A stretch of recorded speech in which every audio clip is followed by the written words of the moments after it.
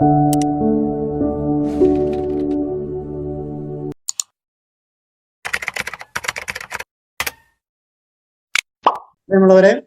ഈ മാസം മരിച്ചവരെ പ്രത്യേകമായിട്ട് അനുസ്മരിക്കുന്ന മാസമാണ്. അതുകൊണ്ട് മരിച്ചവരെ കുറിച്ചുള്ള നമ്മുടെ പ്രാർത്ഥനകൾ, അതിൻ്റെ പ്രസക്തി കുറിച്ച് സംസാരിക്കണമെന്നാണ് എന്നോട് പറഞ്ഞിട്ടുള്ളത്. അപ്പൊ അതുകൊണ്ടാണ് ഈ വചനഭാഗം തിരഞ്ഞെടുത്ത് വായിച്ചത്. ഇവിടെ ആമുഖമായിട്ട് ഒന്ന് രണ്ട് കാര്യങ്ങൾ നമ്മുടെ ചിന്തയിലുണ്ടാകണം. പൊതുവെ 16-ാം നൂറ്റാണ്ടിൽ ജന്മമെടുത്ത പ്രൊട്ടസ്റ്റന്റ് സഭകൾ ഈ പരേതർക്ക് വേണ്ടി പ്രാർത്ഥിക്കേണ്ട ആവശ്യമില്ല, അത് വിധി മരിക്കുന്നതോടുകൂടി അവരുടെ പൊതുവെയുള്ളൊരു ധാരണ ഇതാണ്: മാമോദിസ സ്വീകരിച്ചു കഴിഞ്ഞാൽ പിന്നെ ക്രിസ്തുവിൻ്റെ രക്ഷാകരമായ കാര്യത്തിൽ നമ്മൾ പങ്കുപറ്റും. അങ്ങനെ വന്നു കഴിഞ്ഞാൽ പിന്നെ നമുക്ക് ശിക്ഷയില്ല, നമ്മൾ രക്ഷിക്കപ്പെട്ടവരാണ് എന്നുള്ളത്. എന്നാൽ നമുക്കറിയാം, മാമോദിസ സ്വീകരിച്ചതിന് ശേഷം നമ്മുടെ ജീവിതം പൂർണ്ണമായിട്ടും നന്മയുള്ളതാകില്ല. തിന്മയുണ്ടെങ്കിൽ അതിന് പരിഹാരം ഉണ്ടാകണം. ആ പരിഹാരത്തിൻ്റെ സാധ്യത കർത്താവിൻ്റെ കുരിശുമരണത്തിലൂടെ ഒരുക്കിയിട്ടുണ്ട്. ആ സാധ്യത നമ്മൾ സ്വീകരിക്കപ്പെടേണ്ടത്. അതിന് നമ്മൾ പാപമോചനം സ്വീകരിക്കേണ്ടതുണ്ട്, അങ്ങനെയുള്ള കുദാശകളിലൂടെ കടന്നു പോകേണ്ടതുണ്ട് എന്നൊക്കെ സാരം. അവരുടെ പ്രൊട്ടസ്റ്റന്റ് സഭകളുടെ പൊതുവെയുള്ള ഒരു നിലപാട് കത്തോലിക്ക സഭയുടെ ഒരു തെറ്റായ പഠനമാണ്. ബൈബിളിൽ അങ്ങനെയുള്ള കാര്യമൊന്നുമില്ല എന്നൊക്കെ പറഞ്ഞ് അവര് പറയാറുണ്ട്. അപ്പൊ അതുകൊണ്ട് ഈ ബൈബിളിന്റെ വെളിച്ചത്തിൽ മരിച്ചവർക്ക് വേണ്ടിയുള്ള പ്രാർത്ഥനയുടെ പ്രസക്തിയാണ് ഞാനിന്ന് നിങ്ങളുമായിട്ട് പങ്കുവയ്ക്കുക. ആമുഖമായിട്ട് വിശുദ്ധ ഫൗസ്റ്റീനയുടെ ഡയറിയിൽ നിന്നുള്ളൊരു കാര്യം പങ്കുവയ്ക്കുകയാണ്. ഫൗസ്റ്റീനയുടെ ഡയറി കുറിപ്പില് വിശുദ്ധ ഫൗസ്റ്റീന എഴുതി വെച്ചിരിക്കുകയാണ്: 2 മാസം മുമ്പ് ഒരു മരിച്ച സഹോദരി എനിക്ക് പ്രത്യക്ഷപ്പെടുകയുണ്ടായി. അവരുടെ മുഖം വികൃതമായിരുന്നു. അവർക്ക് വേണ്ടിയുള്ള അത് കണ്ടതോടുകൂടി അവരൊന്നും മരിച്ച സഹോദരി പ്രത്യക്ഷപ്പെട്ടിട്ടൊന്നും മിണ്ടിയില്ല. പക്ഷെ വികൃതമായ മുഖം കണ്ടു കഴിഞ്ഞപ്പോൾ വല്ലാത്ത ദുഃഖം തോന്നി. അതുകൊണ്ട് അവർക്ക് വേണ്ടി ഉള്ള പ്രാർത്ഥന നേരത്തെ പ്രാർത്ഥിക്കാറുണ്ടായിരുന്നു. ആ പ്രാർത്ഥന ഇരട്ടിയാക്കി മാറ്റി. പിറ്റേ ദിവസം അവർ പ്രത്യക്ഷപ്പെട്ടു, ഈ മരിച്ചുപോയ സഹോദരി. പക്ഷെ കൂടുതൽ മുഖം വികൃതമായി. അപ്പൊ കൂടുതൽ പ്രാർത്ഥിച്ച് തുടങ്ങിയതിൽ പിന്നെ അവരുടെ മുഖം വികൃതമായത് കൊണ്ട് അസ്വസ്ഥയായി. അപ്പോൾ ഞാൻ പറഞ്ഞു, എൻ്റെ പ്രാർത്ഥന കൂടിയപ്പോൾ അതുകൊണ്ട് പ്രത്യേക പ്രയോജനമൊന്നുമില്ല എങ്കിൽ ഞാൻ നിർത്തിക്കോളാം എന്ന് പറയും. അതിനും മറുപടി ഒന്നും പറയാതെ ആ സഹോദരി അപ്രത്യക്ഷയായി. പക്ഷെ എങ്കിലും വിശുദ്ധ ഫൗസ്റ്റീന പ്രാർത്ഥന നിർത്തിയില്ല എന്ന് പറയുന്നു. തുടർന്ന് തീക്ഷ്ണമായിട്ട് തന്നെ പ്രാർത്ഥിച്ചുകൊണ്ടിരുന്നു. ഏതാനും നാളുകൾ കഴിഞ്ഞപ്പോൾ ഈ സഹോദരി പ്രത്യക്ഷപ്പെട്ടു. അപ്പോൾ അവരുടെ മുഖം വളരെ തേജസ്സുള്ളതായിട്ട് മാറി. എന്നിട്ട് ആ സമയത്ത് മാത്രം ഇവര് വിശുദ്ധ ഫൗസ്റ്റീനയോട് സംസാരിക്കുകയാണ്: നിങ്ങളുടെ പ്രാർത്ഥന വലിയ ഉപകാരം ചെയ്യുന്നുണ്ട്. ഏതാനും നാളുകൾ കൂടിയേ ഞാൻ ഇനി ഉള്ള സ്ഥലത്താവുകയുള്ളൂ. അത് കഴിഞ്ഞാൽ ഞാൻ സ്വർഗത്തിലേക്ക് എടുക്കപ്പെടും എന്ന് പറഞ്ഞിട്ട് ഇനിയും നിങ്ങളുടെ പ്രാർത്ഥന തുടരണം എന്ന് വിശുദ്ധ ഫൗസ്റ്റീനയോട് പറഞ്ഞിട്ട് ആ സഹോദരി അപ്രത്യക്ഷയായി എന്നാണ് പറയുന്നത്.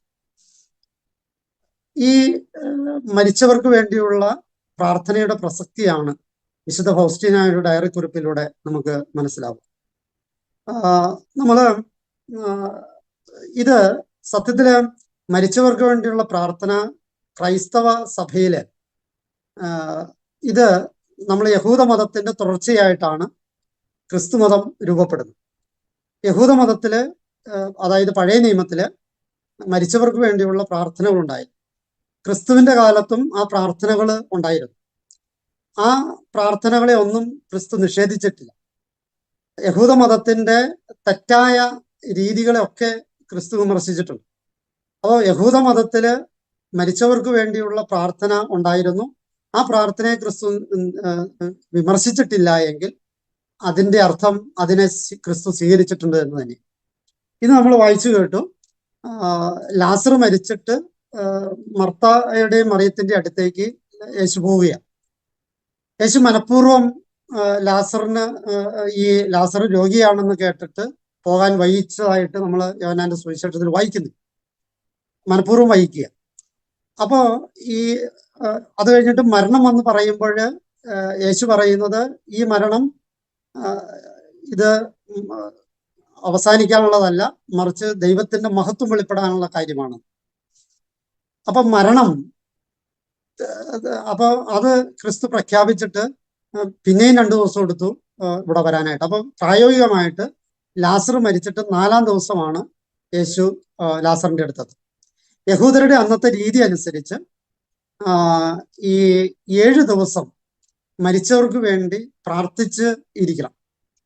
നമ്മൾ ഇന്നത്തെ വചനം വായിച്ചപ്പോൾ ഒരു ചെറിയ വാക്ക് നിങ്ങൾ ശ്രദ്ധിച്ചോന്ന് എനിക്കറിയില്ല. മർത്ത ചെന്ന് സ്വീകരിച്ചു, മറിയം വീട്ടിൽ തന്നെ ഇരുന്നു. മറിയം വീട്ടിലിരുന്നു എന്ന് വെച്ചാൽ എന്താ അതിന്റെ അർത്ഥം? മറിയം വീട്ടിലിരുന്ന് ഈ ലാസറിന് വേണ്ടി പ്രാർത്ഥിച്ചുകൊണ്ടിരിക്കുക. 7 ദിവസം അങ്ങനെ പ്രാർത്ഥനയിൽ ആയിരിക്കണം. ആരെങ്കിലും 1-2 പേര് നിരന്തരമായിട്ട് പ്രാർത്ഥനയിലായിരിക്കണം. ആ യഹൂദരുടെ രീതി അനുസരിച്ച് അവരുടെ മരിച്ചവരുടെ അല്ലെങ്കിൽ ആ ഉടയവരെ, ആ ബന്ധുക്കളെ കാണാൻ വേണ്ടിയിട്ട്, വീട്ടുകാരെ കാണാൻ വേണ്ടിയിട്ട്, അവരെ ആശ്വസിപ്പിക്കാൻ വേണ്ടിയിട്ട് പലരും വന്നുകൊണ്ടിരിക്കും, അതിഥികൾ വന്നുകൊണ്ടിരിക്കും. ആ അതിഥികൾ വരുമ്പോൾ ഈ അതിഥികളെ സ്വീകരിക്കാനായിട്ട് വീട്ടിലാരെങ്കിലും മാറി നിൽക്കുന്നുണ്ട്. അപ്പോ മർത്ത അങ്ങനെ ഈ അതിഥികളെ സ്വീകരിക്കാൻ വേണ്ടി നിന്നയാളാണ്. അതുകൊണ്ടാണ് യേശു വന്നപ്പോൾ സ്വീകരിക്കാൻ വേണ്ടി മർത്ത പോകുന്നത്. അതേസമയം മറിയം വീട്ടിലിരിക്കുക. കാരണം മറിയത്തിന് പോരാൻ പാടില്ല. കാരണം മറിയം മരിച്ചവർക്ക് വേണ്ടി, മരിച്ച ലാസറിന് വേണ്ടി പ്രാർത്ഥിച്ചുകൊണ്ടിരിക്കുക. അപ്പോ ആ കാര്യം തെറ്റാണെങ്കിൽ ഈശോ നിഷേധിക്കണമായിരുന്നു. ഈശോ നിഷേധിച്ചില്ലല്ലോ. അപ്പൊ അതിന്റെ അർത്ഥം മരിച്ചവർക്ക് വേണ്ടി പ്രാർത്ഥിക്കണമെന്ന് തന്നെയാണ്. ഈ 4-ാം ദിവസത്തിന്റെ പ്രത്യേകത എന്താ? യഹൂദരുടെ രീതി അനുസരിച്ച് 3 ദിവസം ആ മരിച്ച ആളുടെ ആത്മാവ് അവിടെ തന്നെ ചുറ്റിപ്പറ്റി ഉണ്ടാകും എന്നുള്ളത്, ആ സെമിത്തേരിയോട് ചുറ്റിപ്പറ്റി ഉണ്ടാകും. അതോടുകൂടി ആ ശരീരം ജീർണിക്കും 3-ാം ദിവസം. ജീർണിച്ചു കഴിഞ്ഞാൽ പിന്നെ ആ ആത്മാവ് അവിടെ ഉണ്ടാവില്ല. ആത്മാവ് അത് സ്വർഗത്തിലേക്കുള്ള യാത്രയാണ്. ആ യാത്രയ്ക്ക് 7 ദിവസം കൊടുക്കും. ആ യാത്ര എത്തുന്നത് വരെ ഉപവസിച്ച് പ്രാർത്ഥിച്ച് ചെലവഴിക്കണമെന്നുള്ളതാണ് അവരുടെ രീതി. ആ പശ്ചാത്തലത്തിലാണ് നമ്മുടെ ഈ 7-ന്റെ അനുസ്മരണ ചടങ്ങുകൾ നമ്മൾ മരിച്ചതിന് ശേഷം നടത്തുന്ന ഒരു രീതി സഭയിൽ ഉടലെടുത്തത്. ഈ യഹൂദ രീതിയിൽ നിന്നാണ്. അത് യേശുവിന്റെ കാലത്തുണ്ടായിരുന്നു. യേശു അതിനെ എതിർത്തിട്ടില്ല. അതുകൊണ്ട് തന്നെ നമ്മുടെ ക്രിസ്തു മതത്തില് അത് ആദിമ കാലഘട്ടം തുടങ്ങി ഇന്നോളം അത് തുടർന്നു കൊണ്ടുപോകുന്നു. പിന്നെ പ്രായോഗികമായ ചില കാരണങ്ങൾ കൊണ്ട് അത് 7 എന്നുള്ളത് 5-ഉം 2-ഉം 9-ഉം ഒക്കെ ആക്കി മാറ്റുന്നുണ്ട്. അത് ഓരോരുത്തരുടെ രീതി. ഏതായാലും 7 ദിവസത്തിന്റെ ആ ഒരു അനുസ്മരണ രീതി നമുക്ക് ആവിർഭവിച്ചു. ഈ മർത്തായുടെയും മറിയത്തിന്റെയും സംഭവം നമ്മളെ പഠിപ്പിക്കുന്നത് മരിച്ചവർക്ക് വേണ്ടി പ്രാർത്ഥിച്ചുകൊണ്ടിരുന്ന മറിയത്തിന്റെ അടുത്തേക്കാണ് യേശു വരുന്നത് എന്നുള്ളതാണ്. എന്നിട്ടോ ഈ ജീവിച്ചിരിക്കുന്ന മർത്തയുടെയും മറിയത്തിന്റെയും കരച്ചിലും പ്രാർത്ഥനയും ഒക്കെ കണ്ടിട്ടാണ് ഈശോ ആ ലാസറിനെ ഉയർപ്പിക്കുക. അപ്പൊ ഈ ജീവിച്ചിരിക്കുന്നവരുടെ പ്രാർത്ഥന ക്രിസ്തു സ്വീകരിച്ചിട്ടാണ്, അവരുടെ കരച്ചിൽ കണ്ടിട്ടാണ് അവരെ ഉയർപ്പിക്കുക. നമുക്ക് ഈ വിധവയുടെ കൊച്ചുമകനെ ഉയർപ്പിക്കുന്ന കാര്യം നമ്മൾ വചനത്തിൽ വായിക്കുന്നുണ്ട്. ആ വിധവയുടെ നായിം വിധവയിൽ പട്ടണത്തിലെ വിധവയുടെ മകനെ, ആ വിധവയുടെ കരച്ചിൽ കണ്ടിട്ടാണ് ആ മകനെ യേശു ഉയർപ്പിച്ചത്. ഏക മകനായിരുന്നു എന്ന് കൃത്യമായിട്ട് പറയുന്നു. അപ്പൊ ജീവിച്ചിരിക്കുന്നവരുടെ പ്രാർത്ഥന കേട്ടിട്ടാണ് യേശു, അല്ലെങ്കിൽ അവരുടെ കരച്ചിൽ കണ്ടിട്ടാണ് യേശു മരിച്ചവരെ ഉയർപ്പിച്ചത് എന്ന് സാരം. അതിന്റെ അർത്ഥം എന്താ? മരിച്ചവർക്ക് വേണ്ടിയുള്ള നമ്മുടെ കരച്ചിലുകളും നമ്മുടെ പ്രാർത്ഥനകളും അർത്ഥമുണ്ടെന്ന് തന്നെയാണ്. അത് യേശു അംഗീകരിച്ചിട്ടുണ്ട് എന്നുള്ളത്. ഇനി നമുക്ക് കൊറിന്തോസിന് എഴുതിയ 1-ാമത്തെ ലേഖനം 15-ാമത്തെ അധ്യായം 29-ാമത്തെ വാക്യത്തില് മരിച്ചവർക്ക് വേണ്ടി ജ്ഞാനസ്നാനം സ്വീകരിച്ചതായിട്ട് പറയുന്നു. മരിച്ചവരെ ഉയർക്കില്ലെങ്കിൽ പിന്നെ അവർക്ക് വേണ്ടി സ്നാനം സ്വീകരിക്കുന്നതിൽ പ്രസക്തിയില്ല എന്ന് പറഞ്ഞ് ഉയർപ്പിനെ സൂചിപ്പിക്കാനാണ് ആ വാക്ക് പറയുന്നതെങ്കിലും മരിച്ചവർക്ക് വേണ്ടി ജ്ഞാനസ്നാനം സ്വീകരിച്ചാൽ എന്താ അതിന്റെ അർത്ഥം? അപ്പൊ മരിച്ചവർക്ക് വേണ്ടി നമ്മൾ ചെയ്യുന്ന കർമ്മങ്ങൾക്ക് വിലയുണ്ട്. അവർക്ക് വേണ്ടി നമ്മൾ സ്വീകരിക്കുന്ന കുദാശകൾക്ക് വിലയുണ്ട്, അവർക്ക് വേണ്ടി നമ്മൾ അർപ്പിക്കുന്ന പ്രാർത്ഥനകൾക്ക് വിലയുണ്ട് എന്നാണല്ലോ പൗലോസ് ശ്ലീഹ കൊറിന്തോസിന് എഴുതിയ ലേഖനത്തിലൂടെ പറയും. അപ്പൊ ആദിമസഭയില് മരിച്ചവർക്ക് വേണ്ടി കുദാശകൾ ഉണ്ടായിരുന്നു എന്ന് വേണം നമ്മൾ മനസ്സിലാക്കാൻ. മാമോദീസ പോലും മരിച്ചവർക്ക് വേണ്ടി ചെയ്തിരുന്നു എന്നുള്ളത് നമ്മൾ മനസ്സിലാക്കും. ഇനി സാമുവേലിന്റെ ഒന്നാമത്തെ പുസ്തകം 31-ാമത്തെ അധ്യായം 12 തുടങ്ങി 13 വരെയുള്ള വാക്യം, 12-13 വാക്യങ്ങളിൽ മരിച്ച സാവൂളിന്റെയും പുത്രന്മാരുടെയും ശരീരം എടുത്തു കൊണ്ടുവന്നിട്ട് അത് ദഹിപ്പിച്ച് സംസ്കരിച്ചിട്ട് അവര് 7 ദിവസം ഉപവസിച്ചതായിട്ട് പഴയ നിയമത്തിലെ സാമുവേലിന്റെ പുസ്തകത്തിൽ നമ്മൾ വായിക്കുന്നുണ്ട്. 7 ദിവസം ഈ സാവൂളിനും പുത്രന്മാർക്കും വേണ്ടി അവരെല്ലാവരും 7 ദിവസം ഉപവസിച്ച് പ്രാർത്ഥിക്കും. അപ്പൊ യഹൂദരുടെ രീതിയാണ്. ആ പ്രാർത്ഥനയ്ക്ക് അർത്ഥമുണ്ട് എന്നതുകൊണ്ട് തന്നെയാണല്ലോ 7 ദിവസം ഉപവസിച്ച് പ്രാർത്ഥിക്കുക. നമ്മള് ഇപ്പൊ അതുകൊണ്ടാണ് നമ്മള് ഈ മാംസവർജനോ ഇതൊക്കെ നമ്മൾ എടുക്കുക. അത് 7-40 ആണ്ടോ വരെ നമ്മൾ അങ്ങനെ കാലത്തേക്ക് നമ്മളത് അനുഷ്ഠിക്കാറുണ്ട്. അപ്പം ഇനി അതുപോലെ തന്നെ പ്രഭാഷകന്റെ പുസ്തകം 7-ാമത്തെ അധ്യായം 33-ാമത്തെ വാക്യത്തിൽ പറയുകയാണ്, മരിച്ചവരോടുള്ള കടമ മറക്കരുത്. മരിച്ചവരോട് നമുക്ക് കടമയുണ്ട്. ജീവിച്ചിരിക്കുമ്പോൾ മാത്രമല്ല, ജീവിച്ചിരിക്കുന്നവരോട് നമുക്ക് കടമയുണ്ട്, മരിച്ചവരോടും കടമയുണ്ട്. മരിച്ചവരോടുള്ള കടമ എങ്ങനെയാ നിർവഹിക്കുക? അത് നിർവഹിക്കേണ്ടത് 2 തരത്തിലാണ്. ഒന്ന്, അവരുടെ ഉദ്ദേശങ്ങള്, ലക്ഷ്യങ്ങള്, അവരുടെ സൽക്കർമ്മങ്ങള് നമ്മിലൂടെ തുടരുക.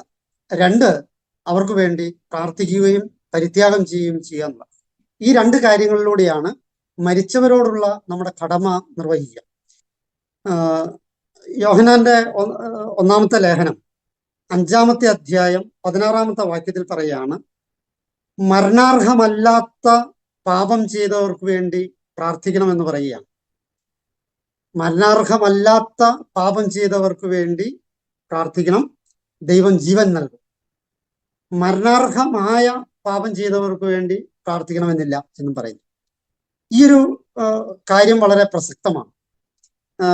പ്രൊട്ടസ്റ്റന്റ് സഭകള് ഈ ഒരു കാര്യം എടുത്തിട്ടാണ് പറയണേ, ഗൗരവമായ പാപം ചെയ്തിട്ടുണ്ടെങ്കിൽ അവര് ഈ പ്രാർത്ഥിച്ചിട്ട് കാര്യമില്ല. അത് ശരിയാണ്, അത് സഭയും അംഗീകരിക്കുന്ന കാര്യം. അതുകൊണ്ടാണ് നരകം എന്നൊരു സങ്കല്പമുള്ളത്. മരണാർഹമായ പാപം ചെയ്തവര് നരകത്തിലാ പോകും എന്ന് വെച്ചാല് ഗൗരവമായ തിന്മ ചെയ്തു പോയവര് നരകത്തിൽ. മരണാർഹമല്ലാത്ത പാപം ചെയ്തവര് അവര് എന്ത് ചെയ്യും? അവരുടെ സ്ഥലമാണ് ശുദ്ധീകരണ സ്ഥലം. ഇനി പുണ്യം ചെയ്തവരോടൊപ്പം അവരുടെ സ്ഥലമാണ് സ്വർഗം. അപ്പൊ മരണാനന്തരം 3 സാധ്യതകളെ കുറിച്ചാണ് വചനവും സഭയും നമ്മളെ പഠിപ്പിക്കുക. മരണാർഹമായ പാപം ചെയ്തവര് നരകത്തിലേക്കും, മരണാർഹമല്ലാത്ത പാപം ചെയ്തവര് ഈ ശുദ്ധീകരണ സ്ഥലത്തിലേക്കും, പുണ്യം ചെയ്തവര്, സൽക്കർമ്മങ്ങൾ ചെയ്തവര് നിത്യജീവനിലേക്ക്, സ്വർഗത്തിലേക്കും എടുക്കപ്പെടുമെന്നുള്ള. അപ്പോ ഈ 3 സാധ്യതകളുണ്ട്. ഈ 3 സാധ്യതകളിലെ നരകത്തിൽ പോകുന്നവർക്ക് വേണ്ടിയിട്ട് പ്രാർത്ഥിച്ചിട്ട് വലിയ കാര്യമില്ല എന്ന് തന്നെ ഈ യോഹന്നാന്റെ ലേഖനത്തിലൂടെ വ്യക്തമാക്കിയാണ്. അപ്പൊ അത്രയ്ക്ക് തിന്മയില് ജീവിച്ച ഒരാൾക്ക് വേണ്ടിയിട്ട് നമ്മൾ പ്രാർത്ഥിച്ചിട്ട് വലിയ പ്രയോജനമൊന്നും ഉണ്ടാകില്ല. പക്ഷെ അത് വിധിക്കാൻ നമ്മൾ ആരാ? അങ്ങനെ ഒരു പ്രശ്നമുണ്ട്. എത്രയും ഗൗരവമായ തെറ്റ്, ഇപ്പൊ പഴയ കാലങ്ങളില് ആത്മഹത്യ ചെയ്യുന്നവരെ അത്തരണത്തില് മരണാർഹമായ തെറ്റ് ചെയ്തവരാണ് എന്നുള്ള വിധത്തില് അവർക്ക് സ്വർഗം കിട്ടില്ല എന്നൊരു വിധിയൊക്കെ നമ്മൾ നേരത്തെ നടത്തിയിരിക്കുന്നു. അതുകൊണ്ട് തന്നെ അവർക്ക് ശരിയായൊരു മൃതസംസ്കാരം പണ്ട് കൊടുത്തിരുന്നില്ല. പക്ഷെ പിന്നീട് സഭയുടെ പഠനങ്ങൾ വന്നു കഴിഞ്ഞപ്പോൾ അങ്ങനെ അവരെ വിധിക്കാൻ നമ്മൾ ആരാ? ആത്മഹത്യ ചെയ്യുന്ന അവസാന നിമിഷത്തില് അവർക്ക് മാനസാന്തരം ഉണ്ടായിട്ടുണ്ടെങ്കിലോ, അപ്പൊ അവര് മരണാർഹമായ തെറ്റ് ചെയ്തിട്ടുണ്ടെങ്കിലും അവരതിൻ്റെ അകത്ത് പശ്ചാത്തപിച്ചിട്ട് കർത്താവിന്റെ പീഡാസഹനത്തിന്റെ രക്ഷാകരത്തിന്റെ ആനുകൂല്യത്തിലേക്ക് അവർ കടന്നു വന്നിട്ടുണ്ടെങ്കിലോ, അപ്പൊ അതിനെ വിധിക്കാൻ നമുക്ക് പറ്റില്ല. അപ്പൊ മരണാർഹമായ പാപം ചെയ്തോ ഇല്ലയോ ഒന്നും നമുക്ക് ആരെയും വിധിക്കാൻ പറ്റില്ല. അപ്പൊ പക്ഷേ തത്വത്തില് മരണാർഹമായ തെറ്റ് ചെയ്തവർക്ക് വേണ്ടിയിട്ട് പ്രാർത്ഥിച്ചിട്ട് കാര്യമില്ല. പക്ഷെ അത് എങ്ങനെ നമ്മൾ തീരുമാനിക്കും? അപ്പോ അതിന്റെ അർത്ഥം ഇതാണ്, ചുരുക്കി പറഞ്ഞാൽ അർത്ഥം ഇതാണ്, മരിച്ചുപോയ എല്ലാവർക്കും വേണ്ടി പ്രാർത്ഥിക്കാനുള്ള ബാധ്യത നമുക്കുണ്ടെന്ന്. മരണാർഹമായ പാപം ചെയ്തവർക്ക് വേണ്ടി പ്രാർത്ഥിച്ചിട്ട് കാര്യമൊന്നുമില്ല. പക്ഷെ അവരാരാണ് എന്ന് നമുക്ക് വിധിക്കാൻ പറ്റാത്തത് കൊണ്ട് നമ്മൾ എല്ലാ മരിച്ചവർക്കും വേണ്ടി പ്രാർത്ഥിക്കാനായിട്ടുള്ള കടമ നമുക്കുണ്ട്. അതാണ് പ്രഭാഷകന്റെ പുസ്തകം പറയാം, മരിച്ചവരോടുള്ള കടമ നമ്മൾ മറക്കരുത് എന്ന് പറയും. അപ്പം ഈ അതുപോലെ തന്നെ നമ്മൾ കാണുകയാണ് മത്തായിയുടെ സുവിശേഷം 12-ാമത്തെ അധ്യായം 32-ാമത്തെ വാക്യത്തിലേക്ക് വായിക്കുകയാണ്. പരിശുദ്ധാത്മാവിനെതിരായ പാപം ചെയ്തവർക്ക്, അല്ലെങ്കിൽ അതിന് പരിശുദ്ധാത്മാവിനെതിരായി സംസാരിച്ചാല് ഈ യുഗത്തിലോ വരാനിരിക്കുന്ന യുഗത്തിലോ ക്ഷമിക്കപ്പെടുകയും, അത് പരിശുദ്ധാത്മാവിനെ കുറിച്ച് പറയുന്ന വാക്യമാണെങ്കിലും ആ വാക്യത്തില് ഒരു ഒരു ഒരു ത്രെഡ് ഒളിഞ്ഞിരിപ്പുണ്ട്. ഈ യുഗത്തിലോ വരാനിരിക്കുന്ന യുഗത്തിലോ ക്ഷമിക്കപ്പെടുകയില്ല പരിശുദ്ധാത്മാവിനെതിരായ പാപം. പക്ഷെ അതിന്റെ ആ ഒളിഞ്ഞിരിക്കുന്ന ഒരു ത്രെഡ് ഇതാണ്, വരാനിരിക്കുന്ന യുഗത്തില് ക്ഷമിക്കപ്പെടുന്ന കാര്യങ്ങളുണ്ടെന്ന് അർത്ഥം. മനസ്സിലായി കാണുമെന്ന് വിചാരിക്കുന്നു. വരാനിരിക്കുന്ന യുഗത്തില് പരിശുദ്ധാത്മാവിനെതിരായ ചെയ്ത പാപം ക്ഷമിക്കപ്പെടുകയില്ല എന്ന് യേശു പറയുമ്പോൾ മറ്റു പാപങ്ങൾ ക്ഷമിക്കാനുള്ള സാധ്യതയുണ്ടല്ലോ. അപ്പോ ഈ വരാനിരിക്കുന്ന യുഗത്തില് എന്ന് വെച്ചാൽ മരണശേഷം ക്ഷമിക്കപ്പെടാനായിട്ടുള്ള സാധ്യതയുണ്ട് എന്ന് പറയുകയാണ്. അപ്പം ഈ യുഗത്തില് മാത്രമല്ല, വരാനിരിക്കുന്ന യുഗത്തിലും ഒരു ക്ഷമയുടെ സാധ്യതയുണ്ട്. ആ സാധ്യതയുടെ പേരാണ് നമ്മൾ മരിച്ചവർക്ക് വേണ്ടിയുള്ള പ്രാർത്ഥനയിലൂടെ പ്രയോജനപ്പെടുത്തുക. ആ സാധ്യതയിൽ ആയിരിക്കുന്നവരുടെ പേരാണ് ശുദ്ധീകരണ സ്ഥലത്തിൽ ജീവിക്കുന്നവരെന്നുള്ളത്. പാപം ക്ഷമിക്കുന്ന ലോകം എന്ന് പറയുന്നത് ശുദ്ധീകരണ സ്ഥലമാണ്. പാപം ക്ഷമിച്ച ലോകം എന്ന് പറയുന്നത് സ്വർഗമാണ്. പാപം ക്ഷമിക്കാത്ത ലോകം എന്ന് പറയുന്നത് പാപം ക്ഷമിക്കുന്ന ഒരു ലോകം, ഒരവസ്ഥ, അതാണ് ശുദ്ധീകരണ സ്ഥലം. പാപം ഓൾറെഡി ക്ഷമിച്ചു കഴിഞ്ഞു, അങ്ങനെയുള്ളവര് സ്വർഗത്തിലാണ്. അതുകൊണ്ടാണ് നമ്മൾ ഇപ്പൊ വിശുദ്ധരുടെ ചരിത്രം പഠിക്കുമ്പോൾ ആ വിശുദ്ധർക്കൊക്കെ എന്തെങ്കിലുമൊക്കെ തെറ്റുകുറ്റങ്ങൾ സംഭവിച്ചിട്ടുണ്ടാവും. ആ തെറ്റുകുറ്റങ്ങൾ സംഭവിച്ചതൊക്കെ ക്ഷമിച്ചു കഴിഞ്ഞു. അതുകൊണ്ടാണ് അവർ വിശുദ്ധരായത്. വിശുദ്ധരെന്ന് പ്രഖ്യാപിക്കാത്ത ഒരുപാട് വിശുദ്ധരുണ്ട്. അപ്പൊ അവർക്ക് വേണ്ടി നമ്മൾ പ്രാർത്ഥിക്കുമ്പോൾ ഈ അവരുടെ പാപങ്ങൾ ക്ഷമിക്കുകയും അവർ സ്വർഗത്തിലേക്ക് സംവഹിക്കപ്പെടുകയും ചെയ്യും. അതേസമയം പാപം ക്ഷമിക്കാത്ത അവസ്ഥയിൽ, ക്ഷമിക്കാത്ത പാപം ചെയ്തിട്ടുണ്ടെങ്കിൽ ആ അവസ്ഥയിൽ ജീവിക്കുന്നവരാണ്, ആ അവസ്ഥയിലായിരിക്കുന്നവരാണ് നരകത്തിലുള്ളവര് എന്ന് സാരം. ഇനി നമുക്ക് മക്കബായരുടെ പുസ്തകത്തില് പഴയ നിയമത്തിൽ തന്നെ നമ്മൾ കാണുന്നുണ്ട്. മക്കബായക്കാരുടെ പുസ്തകം 12-ാമത്തെ അധ്യായം, 2 മക്കബായരാണ്, 12-ാമത്തെ അധ്യായം 38 തുടങ്ങി 45 വരെയുള്ള വാക്യങ്ങൾ നമ്മൾ പ്രകാരം വായിക്കുകയാണ്. യുദ്ധത്തിൽ മരിച്ചവരുടെ ശരീരങ്ങളെടുത്ത് അവരുടെ ചാർച്ചക്കാരെ അടക്കിയിരുന്ന കല്ലറകളിൽ തന്നെ സംസ്കരിക്കാൻ വേണ്ടി മക്കബായർ പിറ്റേ ദിവസം യൂദാസിന്റെ പക്കലേക്ക് ചെന്നു. എന്നാൽ വധിക്കപ്പെട്ടവരുടെ വസ്ത്രങ്ങൾക്കുള്ളിൽ ജമനിയായിലെ വിഗ്രഹങ്ങൾക്ക് അർപ്പിക്കപ്പെട്ട ബലിവസ്തുക്കൾ അവർ കണ്ടെത്തി. അങ്ങനെയുള്ള വസ്തുക്കൾ സൂക്ഷിക്കുക യഹൂദ നിയമപ്രകാരം വലിയ കുറ്റമായിരുന്നു. അങ്ങനെ ഒരു കുറ്റം ചെയ്തുകൊണ്ടാണ് അവർ വധിക്കപ്പെട്ടതെന്ന് അപ്പോൾ അവർക്ക് മനസ്സിലായി. നിഗൂഢ കാര്യങ്ങൾ വെളിപ്പെടുത്തുന്ന നീതിമാനായ ദൈവത്തെ അവരെല്ലാവരും സ്തുതിച്ചു. അനന്തരം യുദ്ധത്തിൽ മരിച്ചവരുടെ പാപങ്ങൾക്ക് പൊറുതി കൊടുക്കണമേ എന്ന് അവർ ദൈവത്തോട് പ്രാർത്ഥിച്ചു. പിന്നീട് യുദ്ധവീരനായ യൂദാസ് ഉപദേശ രൂപത്തിൽ അവരോട് ഇങ്ങനെ പറഞ്ഞു: ഇവരുടെ പാപം മൂലം എന്താണ് സംഭവിച്ചതെന്ന് നിങ്ങൾ തന്നെ നേരിട്ട് കണ്ടു കഴിഞ്ഞു. അതിനാൽ പാപം ചെയ്യാതിരിക്കാൻ ശ്രദ്ധിച്ചുകൊള്ളുക.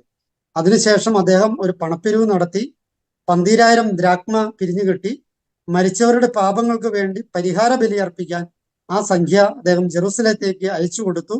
ഉത്ഥാനത്തിലുള്ള പ്രതീക്ഷയാണ് ഇത് ചെയ്യുവാൻ അദ്ദേഹത്തെ പ്രേരിപ്പിച്ചത്. മരിച്ചവർ വീണ്ടും ഉയർക്കുമെന്ന് പ്രതീക്ഷയില്ലായിരുന്നെങ്കിൽ അവർക്ക് വേണ്ടി പ്രാർത്ഥിക്കുന്നത് വ്യർത്ഥവും നിഷ്ഫലവുമായി അദ്ദേഹം കരുതുമായിരുന്നു. പ്രിയമുള്ളവരെ, ഈ പഴയ നിയമത്തിൽ നിന്നുള്ള വായനയാണിത്. ഈ പഴയ നിയമത്തിലെ വായനയിൽ നമ്മൾ കാണുന്ന ഒരു കാര്യമുണ്ട്. യൂദാസ് ഒരു പണപ്പിരിവ് നടത്തി 12,000 ദ്രാക്മ പിരിഞ്ഞു കിട്ടിയിട്ട് ആ പണം ഈ മരിച്ചവർക്ക് വേണ്ട പാപപരിഹാരത്തിന് ബലിയർപ്പിക്കാൻ വേണ്ടി കൊടുക്കുകയാണ്. ഈ ഒരു യഹൂദ പാരമ്പര്യം തന്നെയാണ് നമ്മുടെ കത്തോലിക്ക സഭകളില് ഈ മരിച്ചതിന് ശേഷം 7 40 ആണ്ടോ ഒക്കെ നടത്തുമ്പോൾ മരിച്ചവർക്ക് ഓർക്കുകയും അവർക്ക് വേണ്ടി പ്രാർത്ഥിക്കുകയും ഈ വരുന്നവർക്ക് ഭക്ഷണം കൊടുക്കുന്നു. ഈ ഭക്ഷണം കൊടുക്കുന്നതിന് രണ്ടർത്ഥമുണ്ട്. ഒന്ന്, ഇവര് പ്രാർത്ഥിക്കാൻ വന്നവരാ, ഈ മരിച്ച മനുഷ്യന് വേണ്ടി പ്രാർത്ഥിക്കാൻ വന്നവരാ. അപ്പൊ അവർക്ക് സ്വാഭാവികമായിട്ടും അവരെ ശുശ്രൂഷിക്കേണ്ടത് നമ്മുടെ ദൗത്യമാണ്, അവർക്ക് ആഹാരം കൊടുക്കേണ്ടത്. പക്ഷെ തമാശ എന്നാന്ന് വെച്ചാല്, ഇപ്പൊ മരണോ ആണ്ടോ ഒക്കെ വിളിച്ചു കഴിഞ്ഞാൽ, ആണ്ടോ 40 ഒക്കെ വിളിച്ചു കഴിഞ്ഞാൽ പലരും പ്രാർത്ഥിക്കാതെ വന്ന് ഭക്ഷണം കഴിച്ചിട്ട് പോകും. അത് ആ മരിച്ച ആത്മാവിനോട് ചെയ്യുന്ന ഏറ്റവും വലിയ ക്രൂരതയാണെന്ന് മാത്രമല്ല, ആ ആത്മാവ് സ്വർഗത്തിലിരുന്ന് ഈ തീറ്റ തിന്നിട്ട് പോണവനെ അനുഗ്രഹിക്കുകയോ അതോ ശപിക്കുകയോ, നമ്മളൊന്ന് ചിന്തിക്കുന്നത് നല്ലതാ. ആണ്ടിനോ 7നോ 40നോ വിളിച്ചിട്ടുണ്ടെങ്കിൽ ശാപ്പാടടിക്കാനല്ല പോകേണ്ടത്, പ്രാർത്ഥിക്കാൻ, വിശുദ്ധ ബലി അർപ്പിക്കാൻ, കർമ്മങ്ങളിൽ പങ്കുചേർന്ന് ആത്മാവിന് വേണ്ടി പ്രാർത്ഥിക്കാൻ. ആ പ്രാർത്ഥിച്ചത് കൊണ്ടാണ് ഭക്ഷണം തരുന്നത്. രണ്ടാമതായിട്ട്, ഇതെന്റെ ശരീരമാണ്, ഇതെന്റെ രക്തമാണ് എന്ന് പറഞ്ഞ് കർത്താവ് തന്റെ ശരീര രക്തങ്ങൾ നമുക്ക് വേണ്ടി ഭക്ഷണമാക്കി പങ്കുവെച്ചപ്പോ ആ പങ്കുവെച്ചതിന്റെ അനുസ്മരണമായിട്ട് കുടുംബത്തിലുള്ളവര് പറയുകയാണ്, എൻ്റെ അപ്പൻ, അല്ലെങ്കിൽ എൻ്റെ അമ്മ, ആരാണോ മരിച്ചുപോയെ, ആ മരിച്ചുപോയവര് എനിക്ക് തന്ന അവരുടെ ശരീരമാണ് എൻ്റെ ഈ ശരീരം, അതുകൊണ്ടുണ്ടാക്കിയതാണ്. ഇത് എൻ്റെ കാരണവന്മാരുടെ ശരീരമാണ്, ഇതെന്റെ ശരീരമാണ്, നിങ്ങൾ വാങ്ങി ഭക്ഷിക്കാം. വലിയ അർത്ഥമുണ്ട്. അപ്പൊ ഈ ഒരു പാരമ്പര്യം. അത് കഴിഞ്ഞിട്ട് നമ്മള് ഈ പ്രാർത്ഥനയെ കഴിഞ്ഞിട്ട് നമ്മള് ഒരു പിരിവ് നടത്തും. ആ പിരിവ് നമ്മൾ എന്നിട്ട് പള്ളിയിലെ അച്ഛനെ ഏൽപ്പിക്കും. അച്ഛൻ അത് ആത്മീയ കാര്യങ്ങൾക്ക്, മരിച്ച വ്യക്തിയുടെ ആത്മീയ കാര്യങ്ങൾക്ക് അത് കുർബാനയായിട്ടോ ഒപ്പീസായിട്ടോ ഒക്കെ മാറ്റി ആ കർമ്മങ്ങൾ അനുഷ്ഠിക്കും. അപ്പോൾ ഈ പഴയ നിയമ കാലഘട്ടം തുടങ്ങി പ്രൊട്ടസ്റ്റന്റുകാർ പറയുന്ന പോലെ കത്തോലിക്ക സഭ കണ്ടുപിടിച്ച കാര്യമല്ല ഈ മരിച്ചവർക്ക് വേണ്ടിയുള്ള പ്രാർത്ഥന. അത് യഹൂദ മത പശ്ചാത്തലത്തിൽ നിന്ന് യേശുവിന്റെ കാലത്തിലൂടെ കടന്ന് അപ്പസ്തോലന്മാരുടെ ആദിമസഭയിലൂടെ കടന്ന് ഇന്നോളം എത്തിയിരിക്കുന്ന ഒരു വലിയ ചരിത്രത്തിന്റെ കാര്യമാണത്. അല്ലാണ്ട് 16-ാം നൂറ്റാണ്ടിൽ ഉണ്ടായ പ്രൊട്ടസ്റ്റന്റ് സഭകളിൽ ആരോപിക്കുന്നത് പോലെയുള്ള ചരിത്രമല്ലാതെ. അപ്പൊ ഈ ചരിത്രത്തിന്റെ പശ്ചാത്തലത്തിലാണ് നമ്മൾ മരിച്ചവർക്ക് വേണ്ടി പ്രാർത്ഥിക്കുന്നതും അവർക്ക് വേണ്ടി ബലിയർപ്പിക്കുന്നതിനും വിലയുണ്ട് എന്ന് പഴയ നിയമത്തില് വ്യക്തമാണ് എന്ന് സാരം. ലൂക്കയുടെ സുവിശേഷത്തില് 16-ാമത്തെ അധ്യായത്തില് 19 തുടങ്ങി 31 വരെയുള്ള വാക്യങ്ങളില് ധനവാന്റെയും ലാസറിന്റെയും ഉപമ പറയുന്നു. ഈ ധനവാന്റെയും ലാസറിന്റെ ഉപമ പറയുമ്പോൾ ഒരു കാര്യം നമ്മൾ പ്രത്യേകം ശ്രദ്ധിക്കുന്നതല്ല. ഈ ധനവാൻ ലാസറിനെ അയക്കാൻ പറയുന്നു. അപ്പോ അതിന് സാധ്യമല്ല. കാരണം എന്താ? മരിച്ചു കഴിഞ്ഞാൽ പിന്നെ പ്രത്യേകിച്ച് കാര്യങ്ങളൊന്നും അങ്ങോട്ടും ഇങ്ങോട്ടും ചെയ്യാൻ പറ്റില്ല. മരിച്ചു കഴിഞ്ഞാൽ ദൈവത്തിൽ നിന്ന് മധ്യസ്ഥം തേടി തരാൻ പറ്റും. അവർക്ക് ചെയ്യാൻ പറ്റും. അപ്പൊ അങ്ങനെയാണെങ്കിൽ അങ്ങനെ ലാസറിന് പോകാൻ പറ്റില്ല എന്ന് കൃത്യമായിട്ട് പറയുന്നുണ്ട്. അതുപോലെ തന്നെ നമ്മുടെ അവരുടെ പ്രാർത്ഥനയ്ക്ക് ശക്തി ഉണ്ടാവും, നമ്മുടെ പ്രാർത്ഥനയ്ക്ക് ശക്തിയുണ്ട്. എല്ലാ പ്രാർത്ഥനകൾക്കും ശക്തിയുണ്ട്. അപ്പൊ അങ്ങനെയാണെങ്കിൽ അവർക്ക് മോശയും പ്രവാചകന്മാരും ഉണ്ടല്ലോ. മോശയും പ്രവാചകന്മാരും എന്ന് പറയുന്നത് വചനം തന്നെയാണ്. ഈ വചനം കൊണ്ട് ആ വചനം അനുസരിച്ച് അവർ ജീവിച്ചാല് അവർക്ക് ഈ നരകത്തിലേക്ക് പോണ്ടി വരില്ല. പക്ഷേ നരകത്തിലേക്ക് പോയാൽ അവിടുന്ന് വേറെ രക്ഷയില്ല എന്ന് കൂടിയാണ്. അപ്പോ എല്ലാവരും നരകത്തിൽ പോകും. അങ്ങനെ ഒരു പ്രശ്നമുണ്ട്. അങ്ങനെയാണെങ്കിൽ ദൈവം ക്രൂരനാവില്ലേ? എല്ലാവരെയും രക്ഷിക്കാൻ വന്ന ദൈവം ഒരാളെയും നരകത്തിലേക്ക് വിടാതിരുന്നാൽ, ഏത് തിന്മയും ചെയ്തവനെ രക്ഷിക്കുന്നവനാണ് ദൈവമെങ്കിൽ, നമ്മൾ അനുദപിച്ചില്ല എങ്കിലും ദൈവം രക്ഷിക്കുമെങ്കിൽ പിന്നെ നന്മ ചെയ്യുന്നതിൽ എന്താ പ്രസക്തി? അത് ലോജിക്ക് കുറവാണ്. അപ്പോൾ നന്മ ചെയ്യുന്നവർക്ക് സ്വർഗം കൊടുക്കണം, തിന്മ മാത്രം ചെയ്യുന്നവർക്ക് നരകം കൊടുക്കണം. പക്ഷെ നന്മയും തിന്മയുമുള്ള നമ്മളെ പോലെയുള്ളവർക്കോ അവർക്ക് എന്താ മാർഗം? അവർക്കുള്ള മാർഗമാണ് ശുദ്ധീകരണ സ്ഥലം. ആ മാർഗത്തിലൂടെ മാർഗം നമ്മളെ രക്ഷിക്കാനായിട്ട് കർത്താവിന് മോഹമുണ്ട്. പക്ഷെ നമ്മുടെ തെറ്റുകുറ്റങ്ങൾ ക്ഷമിക്കപ്പെടണം. ആ ക്ഷമിക്കപ്പെടാനായിട്ട് നമ്മൾ അനുദപിക്കണം. ഒപ്പം നമുക്ക് വേണ്ടി ജീവിച്ചിരിക്കുന്നവർ എന്ന് വെച്ചാൽ മരിച്ച ശുദ്ധീകരണ സ്ഥലത്തിലെ ആത്മാക്കൾക്ക് വേണ്ടി നമ്മൾ കുദാശകൾ സ്വീകരിച്ചാൽ, നമ്മൾ ഉപവാസം എടുത്താൽ, നമ്മൾ പ്രാർത്ഥിച്ചാൽ അതിന് ഫലമുണ്ടാവുകയും അതിലൂടെ അവർ രക്ഷിക്കപ്പെടുകയും ചെയ്യുമെന്ന് സാരം.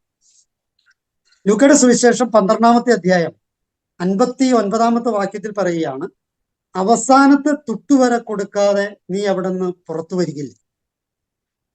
അവസാനത്തെ തുട്ടുവരെ കൊടുക്കാതെ നീ അവിടെ നിന്ന് പുറത്തു വരില്ല. അപ്പൊ അതായത് അത് ഏതാ ഈ പറഞ്ഞ സ്ഥലം? അതൊന്ന് ശ്രദ്ധിക്കുന്നത് നല്ലതാണ്. അവസാനത്തെ തുട്ടുവരെ കൊടുക്കണം. അത് കൊടുക്കുന്നത് വരെ നീ ജയിലിലായിരിക്കും. ആ ജയില് ഏതാ? ആ ജയിലിന്റെ പേരാണ് ശുദ്ധീകരണ സ്ഥലം. ഈ അവസാനത്തെ തുട്ടുവരെ കൊടുക്കുന്നത് വരെ നമ്മള് ഈ ശുദ്ധീകരണ സ്ഥലത്തില് ആയിരിക്കും. ആ അവസാനത്തെ തുട്ട് കൊടുക്കണം. ആര് കൊടുക്കണം? അയാൾക്ക് അന്നേരം കൊടുക്കാൻ പറ്റില്ല. മരിച്ചുപോയ ആത്മാവിന് പിന്നെ ഒന്നും ചെയ്യാൻ പറ്റില്ല. ആ തുട്ട് ആര് കൊടുക്കണം? നമ്മൾ കൊടുക്കേണ്ടി വരും. അവസാനത്തെ തുട്ട് വരെ കൊടുക്കാനായിട്ടുള്ള വിളിയാണ് ജീവിച്ചിരിക്കുന്നവരുടെ വിളി ഈ നവംബർ മാസം എന്ന് സാരം. അപ്പം അത് ആ തുട്ട് കൊടുക്കുന്നത് വരെ ഉള്ള അവസ്ഥയാണ് ശുദ്ധീകരണ സ്ഥലം എന്ന് വേണം നമ്മൾ മനസ്സിലാക്കാൻ. പൗലോസ്ലീഹ കൊറിന്തോസിന് എഴുതിയ 1-ാമത്തെ ലേഖനത്തില് 3-ാമത്തെ അധ്യായം 12 തുടങ്ങി 15 വരെയുള്ള വാക്യങ്ങളിൽ പൗലോസ് അപ്പോസ്തലൻ പറയുകയാണ്, നമ്മൾ പണിയുന്ന ഓരോ പണിയും അവസാനം വെളിവാക്കപ്പെടും. ഈ വൈക്കോല് കൊണ്ടോ പുല്ലുകൊണ്ടോ മേഞ്ഞാലും അത് വെളിവാക്കപ്പെടും. സ്വർണം കൊണ്ടോ ലോഹങ്ങൾ കൊണ്ടോ പണിതാലും അത് വെളിവാക്കപ്പെടും. അപ്പൊ ഇത് രണ്ടും കൊണ്ടും പണിതവരെ എന്ത് ചെയ്യും? അപ്പം ഈ എല്ലാം വ്യക്തമാക്കപ്പെടുമെങ്കിൽ നന്മയും തിന്മയും ഉള്ളവരുടെ കാര്യം വ്യക്തമാകില്ലേ? അങ്ങനെയാണെങ്കിൽ തീർച്ചയായിട്ടും അവരുടെ വ്യക്തമാകും എന്ന് സാരം. നമുക്ക് ബൈബിളിന്റെ 1-2 വചനങ്ങളിലേക്ക് കൂടി പോകാം. പുറപ്പാടിന്റെ പുസ്തകം 28-ാമത്തെ അധ്യായം 12-ാമത്തെ വാക്യത്തില് നമ്മളിങ്ങനെ വായിക്കുകയാണ്, ഇസ്രായേൽ പുത്രന്മാരുടെ സ്മാരകശിലകളായി അവ എഫോദിന്റെ തോൾവാറുകളിൽ ഉറപ്പിക്കണം. അവരുടെ പേരുകൾ കർത്താവിന്റെ മുമ്പിൽ ഒരു സ്മാരകമായി അഹ്റോൻ തന്റെ ഇരുതോളുകളിലും വഹിക്കട്ടെ. പറഞ്ഞ കാര്യം ഇതാണ്. അതായത് മരിച്ചുപോയവരുടെ പേരുകള് ദേവാലയത്തിലും വിശുദ്ധ വസ്ത്രങ്ങളിലും ഒക്കെ ഉണ്ടാകണം. എന്ന് വെച്ചാൽ അതിന്റെ പൊരുൾ അർത്ഥം ഇത്രയേ ഉള്ളൂ, നമ്മുടെ വിശുദ്ധ കർമ്മങ്ങളിൽ അവരുടെ പേരുകൾ ഉണ്ടാകണം എന്നുള്ളതാണ്. അങ്ങനെയെങ്കിൽ അവർക്ക് മോക്ഷമുണ്ട് എന്നുള്ള ഇത് പുറപ്പാടിന്റെ പുസ്തകത്തിൽ പറഞ്ഞു വെച്ചു, തുടക്കത്തിലെ തന്നെ പറഞ്ഞു വെച്ചാണ് കാര്യമാണെന്നുള്ള. 29-ാമത്തെ വാക്യത്തിലേക്ക് വരുമ്പോഴേ നമ്മൾ കാണുകയാണ്, അഹ്റോൻ വിശുദ്ധ സ്ഥലത്ത് പ്രവേശിക്കുമ്പോൾ ഇസ്രായേലിന്റെ പുത്രന്മാരുടെ പേരുകൾ കൊത്തിയിട്ടുള്ള ന്യായവിധിയുടെ ഉരസ്ത്രാണം ധരിക്കണം. അങ്ങനെ കർത്താവിന്റെ സന്നിധിയിൽ അവർ നിരന്തരം സ്മരിക്കപ്പെടും. കർത്താവിന്റെ സന്നിധിയിൽ അവർ നിരന്തരം സ്മരിക്കാൻ വേണ്ടിയിട്ട്, മരിച്ചുപോയവരെ സ്മരിക്കാൻ വേണ്ടിയിട്ട് അഹ്റോന്റെ വസ്ത്രത്തില് മരിച്ചുപോയവരുടെ പേരുകൾ എഴുതി വെക്കണം എന്നാണ് പറഞ്ഞത് എന്ന് സാരം. അപ്പൊ അതിന്റെ അർത്ഥം നമ്മുടെ കർമ്മങ്ങളില് മരിച്ചുപോയവരുടെ പേരുകൾ ഓർത്ത് പ്രാർത്ഥിക്കുമ്പോൾ ദൈവത്തിന്റെ സ്മരണയിൽ അവരുണ്ടാകുമെന്നാണ് അതിന്റെ പൊരുള്. നിയമാവർത്തനത്തിന്റെ പുസ്തകം 26-ാമത്തെ അധ്യായം 14-ാമത്തെ വാക്യത്തിൽ നമ്മൾ വായിക്കുകയാണ്, എന്റെ വിലാപവേളയിൽ അതിൽ നിന്ന് ഞാൻ അങ്ങയുടെ കൽപ്പനയൊന്നും ലംഘിക്കുകയോ മറന്നു കളയുകയോ ചെയ്തിട്ടില്ല. എന്റെ വിലാപവേളയിൽ അതിൽ നിന്ന് ഭക്ഷിച്ചിട്ടില്ല. അശുദ്ധനായിരുന്നപ്പോൾ അതിൽ ഞാൻ സ്പർശിച്ചിട്ടില്ല. മരിച്ചവന് വേണ്ടി അതിൽ നിന്നും ഒന്നും ഞാൻ എടുത്തിട്ടുമില്ല.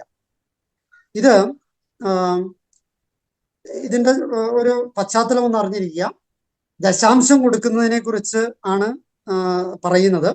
ആ ദശാംശം കൊടുക്കുമ്പോൾ ഈ മരിച്ചവർക്ക് വേണ്ടി ഒന്നും കൊടുത്തിട്ടില്ല, മരിച്ചവന് വേണ്ടി അതിൽ നിന്നൊന്നും കൊടുത്തിട്ടില്ല എന്ന് വിലപിക്കുക. അതൊന്നും ശ്രദ്ധിച്ച് നോക്കണം നല്ലതാണ്. മരിച്ചവന് പണം കൊടുക്കാൻ പറ്റൂല്ലോ. മരിച്ചവന് വേണ്ടി പണം കൊടുക്കാം. എങ്ങനെ കൊടുക്കാം? പാവപ്പെട്ടവന് വേണ്ടി നമ്മൾ എന്തെങ്കിലും സഹായം മരിച്ചവന് വേണ്ടി ചെയ്യുമ്പോൾ അത് ദൈവത്തിന് കൊടുക്കുന്നത് പോലെയാണ്. അപ്പൊ ദൈവം അതിന് ആ മരിച്ചവന് വേണ്ടി നമ്മൾ അത് ചെയ്യുമ്പോൾ, ഒരു സൽക്കർമ്മം ചെയ്യുമ്പോൾ തീർച്ചയായിട്ടും ആ കർമ്മം അവന്റെ കർമ്മമായിട്ട് മാറും.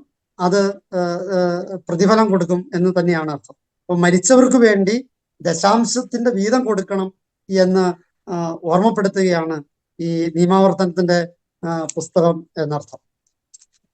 നമ്മള് ജ്ഞാനത്തിന്റെ പുസ്തകത്തിലേക്ക് വരുമ്പോൾ 16-ാമത്തെ അധ്യായം 13-ാമത്തെ വാക്യത്തിൽ ഇങ്ങനെ വായിക്കുകയാണ്: ജീവന്റെയും മരണത്തിന്റെയും മേൽ അങ്ങേക്ക് അധികാരമുണ്ട്. മനുഷ്യരെ പാതാള കവാടത്തിലേക്ക് ഇറക്കുന്നതിനും അവിടെ നിന്ന് വീണ്ടെടുക്കുന്നതും അവിടുന്നാണ്. മനസ്സിലായോ? മനുഷ്യനെ പാതാളത്തിലേക്ക് ഇറക്കുക. ഈ പാതാളം എന്ന് പറയുന്നത് ശുദ്ധീകരണ സ്ഥലമായിട്ടാണ് നമ്മൾ മനസ്സിലാക്കേണ്ടത്. പാതാളത്തിലേക്ക് ഇറക്കും. നരകമല്ല, സ്വർഗമല്ല, പാതാളത്തിലേക്ക് ഇറക്കും. എന്നിട്ടോ അവനെ വീണ്ടെടുക്കും. അപ്പൊ വീണ്ടെടുപ്പിന് വേണ്ടി മാറ്റിവെച്ചിട്ടുള്ള സ്ഥലത്തിന്റെ അവസ്ഥയുടെ പേരാണ് പാതാളം എന്ന് പറയുന്നത്. അതിന്റെ പേര് തന്നെയാണ് ശുദ്ധീകരണ സ്ഥലം എന്ന് പറയുക. അപ്പം വീണ്ടെടുപ്പിനുള്ളവരാ. ആ വീണ്ടെടുപ്പ് നടക്കണമെങ്കിൽ എന്ത് ചെയ്യണം? അതിന്റെ കാലഘട്ടം, അവിടെ സഹനങ്ങൾ ഉണ്ടാവും. ആ സഹനത്തിന്റെ കാലഘട്ടം നമുക്ക് കുറയ്ക്കാൻ പറ്റും. ആ സഹനത്തിന്റെ അളവ് നമുക്ക് കുറയ്ക്കാൻ പറ്റും. ആ വീണ്ടെടുപ്പിന്റെ വരെയുള്ള കഷ്ടപ്പാട്, വേദന, അല്ലെങ്കിൽ ത്യാഗങ്ങള്, അല്ലെങ്കിൽ ദൈവത്തിന്റെ മുഖം ദർശിക്കാതിരിക്കുന്ന അത്രയും വലിയ വേദനയല്ല വേറൊന്നും. ആ വേദന ജീവിക്കുന്ന അവരുടെ കഷ്ടപ്പാടിനെ കുറയ്ക്കാനായിട്ട് നമ്മുടെ പ്രാർത്ഥനകൾക്കും നമ്മുടെ പരിത്യാഗങ്ങൾക്കും സാധിക്കുമെന്നാണ്.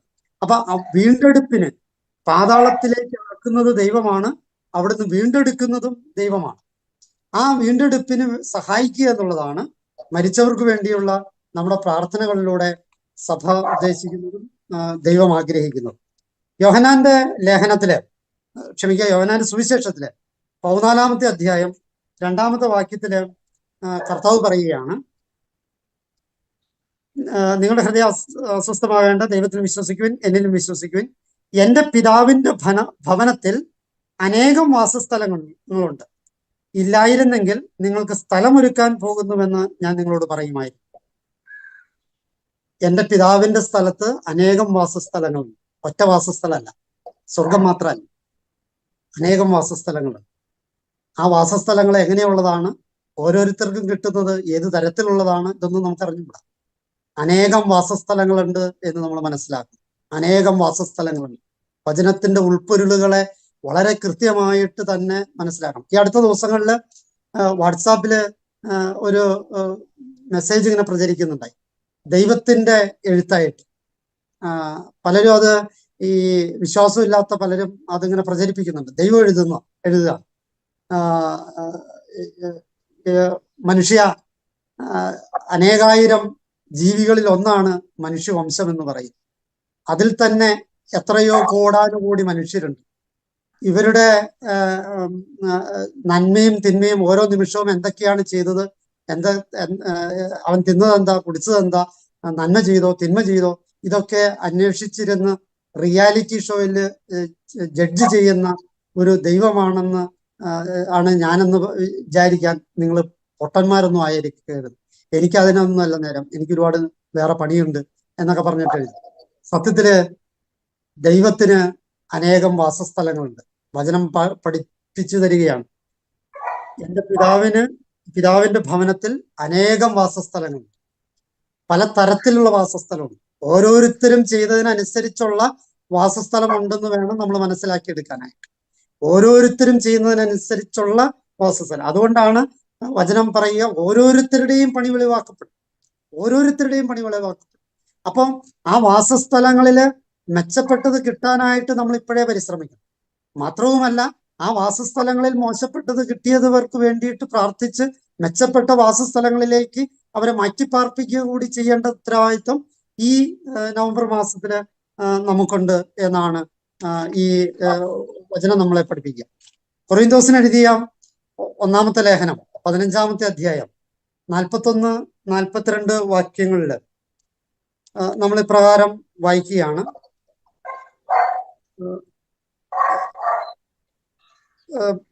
സ്വർഗീയ ശരീരങ്ങളുടെ തേജസ് ഒന്ന്, ഭൗമിക ശരീരങ്ങളുടെ തേജസ് വേറൊന്ന്. സൂര്യന്റെ തേജസ് ഒന്ന്, ചന്ദ്രന്റേത് മറ്റൊന്ന്, നക്ഷത്രങ്ങളുടേത് വേറൊന്ന്. നക്ഷത്രങ്ങൾ തമ്മിലും തേജസ്സിന് വ്യത്യാസമുണ്ട്. ഇപ്രകാരം തന്നെയാണ് മരിച്ചവരുടെ പുനരുദ്ധാനം. നശ്വരതയിൽ വിതയ്ക്കപ്പെടുന്നു, അനശ്വരതയിൽ ഉയർപ്പിക്കപ്പെടുന്നു. നോക്കി എന്താ അപ്പസ്തോലൻ നമ്മളോട് പറയുന്നത്? പല നക്ഷത്രങ്ങളുടെ തേജസ്സുകൾക്ക് വ്യത്യാസമുണ്ട്. എല്ലാ നക്ഷത്രങ്ങൾ തന്നെ, പക്ഷെ തേജസ്സിൽ വ്യത്യാസമുണ്ട്. ഇതേപോലെ മരിച്ച വിശ്വാസികള് എല്ലാവരും വിശ്വാസികൾ തന്നെയാണ്, പക്ഷേ അവരുടെ തേജസ്സിൽ വ്യത്യാസമുണ്ട്. ചിലര് നല്ല തേജസ് ഉള്ളവരായിരിക്കും, ചിലര് തേജസ് കുറഞ്ഞവരായിരിക്കും, ചിലര് തേജസ്സേ ഇല്ലാത്തവരായിരിക്കും. അപ്പൊ തേജസ്സിൽ വ്യത്യാസമുണ്ട് എന്ന് പൗലോസ് അപ്പോസ്തലൻ ഓർമ്മപ്പെടുത്തുകയും, അപ്പോ ഓരോ മനുഷ്യനും വ്യത്യസ്തമായ തേജസ്സോടു കൂടിയാണ് മരണാനന്തരം ദൈവത്തിന്റെ അടുത്തെങ്കിൽ ആ തേജസ് ഉള്ളതിനെ മാത്രമേ അങ്ങോട്ട് കയറ്റുള്ളൂ. അങ്ങനെയെങ്കിൽ തേജസ് കുറഞ്ഞതിനെയൊക്കെ തേജസ് ഉള്ളതാക്കി മാറ്റിയിട്ടേ അങ്ങോട്ട് കയറ്റുള്ളൂ. അപ്പോ നമ്മുടെ തേജസ് വർദ്ധിപ്പിക്കാൻ ശ്രമിക്കേണ്ടതുണ്ട് എന്നാണ് അർത്ഥം. നമ്മുടേത് മാത്രമല്ല, തേജസ് കുറഞ്ഞ മരിച്ച വിശ്വാസികളുടെ തേജസ് കൂട്ടാൻ കൂടി നമ്മുടെ സൽക്കർമ്മങ്ങൾ കാരണമാകണം. നമ്മുടെ സൽക്കർമ്മങ്ങളാണ് തേജസ് കൂട്ടുക. മരിച്ചവർക്ക് വേണ്ടി നമ്മൾ ചെയ്യുന്ന സൽക്കർമ്മങ്ങൾ അവരുടെ തേജസ് വർദ്ധിപ്പിക്കും എന്ന് ആണ് നമ്മൾ മനസ്സിലാക്കേണ്ടത് എന്ന് സാരം. എഫേസ്യർക്ക് എഴുതിയ ലേഖനം 4-ാമത്തെ അധ്യായം 8 തുടങ്ങി 10 വരെയുള്ള വാക്യങ്ങൾ ഇപ്രകാരമാണ്. അവൻ ഉന്നതങ്ങളിലേക്ക് ആരോഹണം ചെയ്തപ്പോൾ അസംഖ്യം തടവുകാരെ കൂടെ കൊണ്ടുപോയി. മനുഷ്യർക്ക് അവൻ ദാനങ്ങൾ നൽകി. അവൻ ആരോഹണം ചെയ്തു എന്നതിന്റെ അർത്ഥം എന്താണ്? അവൻ ഭൂമിയുടെ അധോഭാഗങ്ങളിലേക്ക് ഇറങ്ങി എന്നുകൂടിയല്ലേ? ഇറങ്ങിയവൻ തന്നെയാണ് എല്ലാ വസ്തുക്കളെയും പൂരിതമാക്കാൻ വേണ്ടി എല്ലാം സ്വർഗങ്ങൾക്കും ഉപരിയായി ആരോഹണം ചെയ്തവൻ. ആ പറഞ്ഞതിന്റെ പൊരുൾ ഇതാണ്: താഴേക്ക് ഇറങ്ങിയവൻ തന്നെ മുകളിലേക്ക് പോയിട്ടുണ്ട്. അസംഖ്യം തടവുകാരെ കൂടെ കൊണ്ടുപോയി. തടവുകാരെ, ഞാൻ നേരത്തെ ക്രിസ്തു പറഞ്ഞ ഒരു ഉദാഹരണം, അവസാനത്തെ തുട്ടുവരെ കൊടുത്തു തീർക്കാതെ ആ തടവിൽ നിന്ന് മോചനമില്ല എന്ന് യേശു പഠിപ്പിച്ചിട്ടുണ്ട് ഉപമയിൽ. ആ ഉപമയുടെ പശ്ചാത്തലത്തിലാണ് പൗലോസ് അപ്പോസ്തലൻ പറയണേ, താഴേക്കിറങ്ങി അസംഖ്യം തടവുകാരെ കൊണ്ടുപോയി. അപ്പോ ഈ തടവെന്ന് പറയുന്ന ഒരവസ്ഥയുണ്ട്. ആ തടവ് തന്നെയാണ് വിശുദ്ധീകരണ സ്ഥലം. ആ തടവുകാരുടെ മോചനത്തിന് വേണ്ടിയിട്ടാണ് ഈ നവംബർ മാസം നമ്മൾ പ്രാർത്ഥിക്കുന്നതും പ്രായശ്ചിത്തങ്ങൾ നടത്തുന്നതും എന്ന് സാരം. അസംഖ്യം തടവുകാരെ കൂടെ കൊണ്ടുപോയി. യേശു അങ്ങനെ കൊണ്ടുപോയതായിട്ട് പറയുന്നുണ്ട്. ഇനിയും കൊണ്ടുപോവുക തന്നെ ചെയ്യും. ആ ഇനിയും കൊണ്ടുപോകും എന്നുള്ള ഉറപ്പിലാണ് നമ്മൾ അവർക്ക് വേണ്ടി പ്രാർത്ഥിക്കുന്നത് എന്ന് സാരം. അസംഖ്യം തടവുകാരെ കൊണ്ടുപോയിട്ടുണ്ട് ഓൾറെഡി. നമ്മുടെ പൂർവികരെ പലരെയും കൊണ്ടുപോയിട്ടുണ്ടാകും. അപ്പോ ആ അസംഖ്യം തടവുകാരെ കൊണ്ടുപോയെങ്കിൽ ഇനിയും കൊണ്ടുപോകും. ആ തടവ് കുറയ്ക്കാൻ വേണ്ടിയിട്ടാണ് നമ്മുടെ പ്രാർത്ഥനകൾ ഈ നോമ്പ് കാലത്ത് ഈ നവംബർ മാസത്തില് നമ്മൾ അവർക്ക് വേണ്ടി ചെയ്യുന്നതെന്നർത്ഥം. പത്രോസിന്റെ 1-ാമത്തെ ലേഖനം 2-ാമത്തെ അധ്യായം 19-20 വാക്യങ്ങളിൽ നമ്മളിങ്ങനെ വായിക്കുകയാണ്.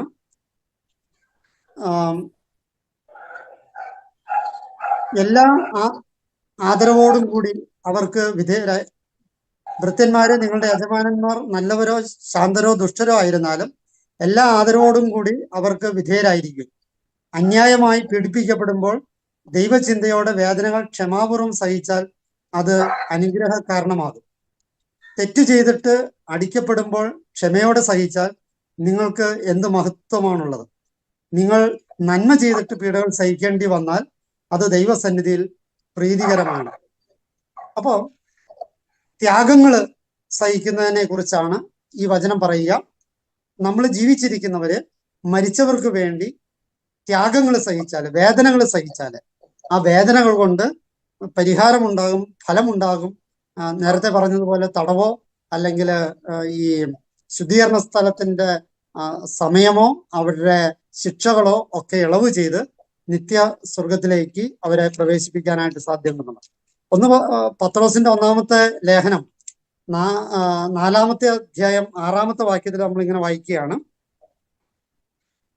എന്തെന്നാൽ ശരീരത്തിൽ മനുഷ്യരെ വിധിക്കപ്പെട്ടെങ്കിലും ആത്മാവിൽ ദൈവത്തെ പോലെ ജീവിക്കുന്നതിന് വേണ്ടിയാണ് മരിച്ചവരോട് പോലും സുവിശേഷം പ്രസംഗിക്കപ്പെട്ടത്. മരിച്ചവരോട് പോലും സുവിശേഷം പ്രസംഗിക്കപ്പെട്ടു എന്നാണ്. ആഴത്തിൽ നമ്മൾ പഠിക്കണം. മരിച്ചവരോടും സുവിശേഷം പ്രസംഗിക്കും. എല്ലാ സൃഷ്ടികളോടും സുവിശേഷം പ്രസംഗിക്കാൻ ഈശോ ആവശ്യപ്പെടുമ്പോൾ ആ സൃഷ്ടികളിൽ മരിച്ചവരും പെടും എന്നാണ് ഈ വചനം നമ്മളെ ഉത്ബോധിപ്പിക്കുന്നത്. ആ മരിച്ചവരോടും വചനം പ്രസംഗിക്കും. നമ്മൾ വചനവായന നടത്തുമ്പോൾ, വചനപ്രഘോഷണം നടത്തുമ്പോൾ ഈ മരിച്ചവരോടുമുള്ള വചനപ്രഘോഷണമാണ് സത്യത്തിൽ സിമിത്തേരിയിൽ നിന്ന് നടത്തുക. മരിച്ചവരോടും വചനം പ്രഘോഷിക്കും. മരിച്ചവരോട് വചനം പ്രഘോഷിച്ചാല് ജീവിച്ചിരിക്കുന്നവർക്ക് എന്തെല്ലാം മാറ്റങ്ങൾ ഉണ്ടാകുമോ അത്രയും മാറ്റങ്ങൾ ഈ ആത്മാക്കൾക്ക് ഉണ്ടാകും എന്ന് തന്നെയാണ് അർത്ഥം. ശരീരത്തിൽ മനുഷ്യരെ പോലെ വിധിക്കപ്പെട്ടെങ്കിലും ആത്മാവില് സുവിശേഷം പ്രസംഗിക്കാനായിട്ടുള്ള ബാധ്യതയാണത്. ഇനി പത്രോസിന്റെ 1 പത്രോസ് 3-ാമത്തെ അധ്യായം 19-ാമത്തെ വാക്യത്തിൽ നമ്മൾ ഇപ്രകാരം വായിക്കുകയാണ്.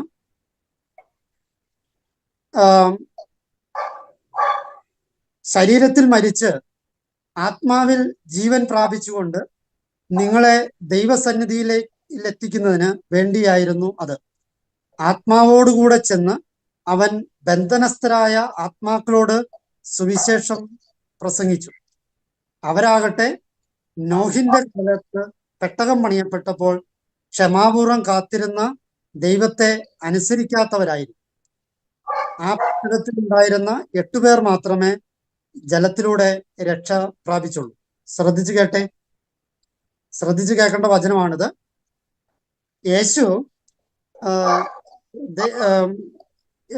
ആത്മാക്കളോട് സുവിശേഷം പ്രസംഗിച്ചു. എന്നിട്ട് അവരാകട്ടെ, ആ ആത്മാക്കൾ ആരാണ്? നോഹിന്റെ കാലത്ത് പെട്ടകം പണിയപ്പെട്ടപ്പോഴ് ദൈവത്തെ അനുസരിക്കാത്തവരായിരുന്നു. അവരോടാണ് യേശു സുവിശേഷം പ്രസംഗിച്ചത്. 8 പേര്, അന്നത്തെ കാലത്ത് 8 പേര് മാത്രമേ രക്ഷപ്പെട്ടുള്ളൂ. ആ 8 പേര് രക്ഷപ്പെട്ടു എന്ന് വെച്ചാൽ അതിന്റെ അർത്ഥം എന്താ? അവര് സ്വർഗത്തിലാണെന്നാണ്. അതേസമയം ബാക്കിയുള്ളവര് നരകത്തിലല്ല, അവര് പാതാളത്തിലാണ്. നരകത്തിലാണെങ്കിൽ പിന്നെ അവിടുന്ന് രക്ഷയില്ല. അതുകൊണ്ടാണല്ലോ ധനവാന്റെയും ലാസറിന്റെ ഉപമയിൽ പറയുക, എന്നേക്കുമായിട്ട് തള്ളിപ്പോയി, പിന്നെ അവിടെ രക്ഷയില്ല. അപ്പൊ രക്ഷയില്ലാത്ത സ്ഥലമാണ് നരകം. പക്ഷേ ഈ രക്ഷപ്പെടാനായിട്ടുള്ള സാധ്യതയുള്ള സ്ഥലമാണ് ഈ പാതാളം അല്ലെങ്കിൽ ശുദ്ധീകരണ സ്ഥലം. ആ ശുദ്ധീകരണ സ്ഥലത്തിലാണ് യേശു ഇറങ്ങിച്ചെന്ന് സുവിശേഷം പ്രസംഗിച്ചത്. അവിടുന്ന് രക്ഷപ്പെടുത്തി കൊണ്ടുപോയത് യേശുവിന്റെ കാലം എന്നാന്ന് നോക്കണം, നോഹയുടെ കാലം എന്നാണെന്ന് നോക്കണം. അപ്പോ ആ നോഹയുടെ കാലത്ത് അവിടെ ഉണ്ടായിരുന്നവരെയാണ് മോചിപ്പിച്ചതെന്നർത്ഥം. അപ്പൊ അത് വളരെ ശ്രദ്ധിക്കേണ്ട ഒരു കാര്യമാണ്. 8 പേര് സ്വർഗത്തിലേക്ക് എടുക്കപ്പെട്ടു, ബാക്കിയുള്ളവര് ശുദ്ധീകരണ സ്ഥലത്തിലായിരുന്നു.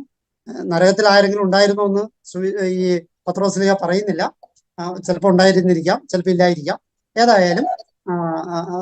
എന്തായാലും ഉണ്ടാകാനാണ് സാധ്യത. കഠിനപാപികൾ എന്തായാലും അന്നും ഉണ്ടായിരുന്നുണ്ട്.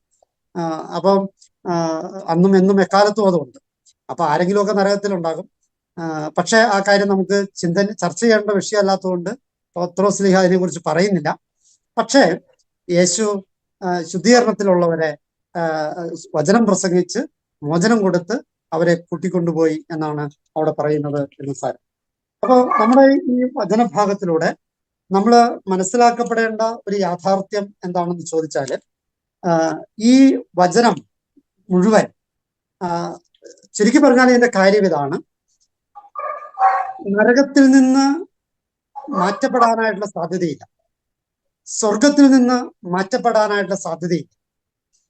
പിന്നെ മാറ്റപ്പെടാൻ സാധ്യതയുള്ള ഒരു മേഖലയുണ്ട്. അത് ശുദ്ധീകരണ സ്ഥലമാണ്. നന്മ ചെയ്തവര് നിത്യശിക്ഷയ്ക്ക് പോകും എന്ന് യോഹന്നാന്റെ സുവിശേഷം 29-ാമത്തെ 5-ാമത്തെ അധ്യായം 29-ാമത്തെ വാക്യത്തിൽ പറയുന്നു. നന്മ ചെയ്തവര് ശിക്ഷാവിധിയുടെ ഉയർപ്പിനും നിത്യജീവന്റെ ഉയർപ്പിനും, തിന്മ ചെയ്തവർ ശിക്ഷാവിധിയുടെ ഉയർപ്പിനായിട്ടും പുറത്തു വരും. രണ്ടു തരത്തിലുള്ള പോക്കിനെ കുറിച്ച് അവസാനത്തെ പോക്ക് രണ്ടേ. പക്ഷെ ഇതിനോടിടയ്ക്ക് ശുദ്ധീകരണ സ്ഥലത്തിലെ ഒരു സാധ്യതയാണ് നന്മയും തിന്മയുമുള്ള മനുഷ്യരെ കുറിച്ചാണ് സഭ ഗൗരവമായിട്ട് ചിന്തിക്കുന്നത്. അതിനെക്കുറിച്ചാണ് പാതാളമെന്നും ശുദ്ധീകരണ സ്ഥലമെന്നും ഒക്കെ വിശേഷിപ്പിക്കുക. ഈശോ ഇറങ്ങിച്ചെന്ന് സുവിശേഷം പ്രസംഗിച്ചുവെന്നും നോഹയുടെ കാലം തുടങ്ങിയുള്ളവരെ രക്ഷിച്ചു എന്നൊക്കെ പറയുന്നത് അത്തരത്തിലുള്ള ശുദ്ധീകരണ സ്ഥലത്തിലുള്ളവരെയാണ്.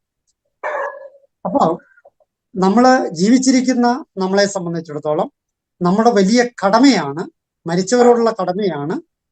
ആ കടമ നമ്മൾ നിർവഹിക്കണം. നമ്മുടെ പ്രാർത്ഥനകൾ വഴിയായിട്ട്, നമ്മുടെ പരിത്യാഗങ്ങൾ വഴിയായിട്ട്, നമ്മുടെ സഹനങ്ങൾ വഴിയായിട്ട്, നമ്മുടെ കുദാശകൾ വഴിയായിട്ട് ഈ മരിച്ചവരുടെ പാപങ്ങൾക്ക് പൊറുതി കൊടുക്കാനും അവരുടെ തടവറയിൽ നിന്ന് മോചനം നേടാനും അവരുടെ ഈ ശിക്ഷാവിധിയുടെ കാലം കുറയ്ക്കാനും ഒക്കെ നമുക്ക് സാധിക്കും എന്നാണ് ഈ വചനം നമ്മളെ പഠിപ്പിക്കുക. ഒരു നിമിഷം നമുക്ക് പ്രാർത്ഥിക്കാം. കാരണവാനായ കർത്താവെ, തിരുസന്നിധിയിൽ ഞങ്ങൾ എല്ലാവരെയും സമർപ്പിക്കുന്നു. തിരുവചനത്തിലൂടെ അങ്ങ് ഞങ്ങളെ കൃത്യമായിട്ട് പഠിപ്പിക്കുന്ന കാര്യം ഞങ്ങൾ ബോധ്യമാകുന്നു. അങ്ങ് ലാസറിനെ ഉയർപ്പിക്കാൻ ചെന്നപ്പോൾ മറിയം വീട്ടിൽ തന്നെ ഇരുന്ന് 7 ദിവസത്തെ പ്രാർത്ഥന നടത്തുകയായിരുന്നു. അത് തെറ്റായിരുന്നെങ്കിൽ നീ തടഞ്ഞേനെ. പക്ഷെ നീ അത് തടഞ്ഞില്ല. അത് അന്നും ഇന്നും യഹൂദർ തുടരുന്ന ഒരു ശൈലി തന്നെയാണ്, നമ്മുടെ സഭയുടെ ശൈലി തന്നെയാണ്. നല്ല ദൈവമേ, ഞങ്ങള് പ്രാർത്ഥിക്കുമ്പോൾ അത് ആ പ്രാർത്ഥനയ്ക്ക് അർത്ഥമുണ്ട് എന്ന് ലാസറിന്റെ കുടുംബം സന്ദർശിച്ചതുകൊണ്ട് നീ വ്യക്തമാക്കിയത്. നീ പാതാളത്തിലേക്ക് ഇറങ്ങി നോഹയുടെ കാലം തുടങ്ങിയുള്ള മനുഷ്യരോട് സുവിശേഷം പ്രഘോഷണം ചെയ്ത് അവരെ തടവറയിൽ നിന്ന് മോചിപ്പിച്ച് കൊണ്ടുപോയവനാണ് നീ എന്ന് ഞങ്ങൾക്കറിയാം. നല്ല ദൈവമേ, നിന്റെ അതേ ദൗത്യത്തിലേക്കാണ്, നീ ചെയ്ത അതേ ദൗത്യത്തിലാണ് മരിച്ചവർക്ക് വേണ്ടിയുള്ള ഞങ്ങളുടെ പ്രാർത്ഥനകളിലൂടെ ഞങ്ങളും ചെയ്യുന്നതെന്ന ബോധ്യം ഞങ്ങൾക്ക് നൽകണമേ എന്ന് പ്രാർത്ഥിക്കുന്നു. നല്ല ദൈവമേ, നിത്യ ശിക്ഷയ്ക്ക് ഞങ്ങൾ വിധേയരാകാതെ നന്മയുള്ളവരായി ജീവിക്കാനുള്ള കൃപ ഞങ്ങൾക്ക് ഓരോരുത്തർക്കും പ്രദാനം ചെയ്യണമേ. ഞങ്ങൾ മരിച്ചവർക്ക് വേണ്ടി പ്രാർത്ഥിക്കുമ്പോൾ തീർച്ചയായിട്ടും ആ പ്രാർത്ഥനയിലൂടെ ഞങ്ങൾ തന്നെയും വിശുദ്ധീകരിക്കപ്പെടുകയും ഞങ്ങൾ തന്നെ അനുഗ്രഹീതരാകുകയും ചെയ്യുന്നു എന്ന് ഞങ്ങൾ മനസ്സിലാക്കും. നല്ല ദൈവമേ, മരിച്ചവർക്ക് വേണ്ടി പ്രാർത്ഥിച്ചുകൊണ്ട് അവരെയും ഞങ്ങളെയും രക്ഷിക്കാനായിട്ട് നീ ഇടവരുത്തണമേ എന്ന് പ്രാർത്ഥിക്കുന്നു. അതിനുള്ള സന്മനസ് നൽകണമേ എന്ന് പ്രാർത്ഥിക്കുന്നു. നമ്മുടെ കർത്താവ് യേശു മിശിഹായുടെ കൃപയും പിതാവായ ദൈവത്തിന്റെ സ്നേഹവും പരിശുദ്ധാത്മാവിന്റെ സഹവാസവും നമ്മോടും നമ്മുടെ ശുശ്രൂഷകളോടും കൂടി ഉണ്ടായിരിക്കട്ടെ. എല്ലാ മരിച്ച വിശ്വാസികളുടെയും ആത്മാക്കൾക്ക് വേണ്ടി പ്രാർത്ഥിക്കാനുള്ള കൃപ നമുക്ക് ഓരോരുത്തർക്കും പ്രദാനം ചെയ്യട്ടെ, ഇപ്പോഴും എപ്പോഴും എന്നേക്കും. ആമേൻ.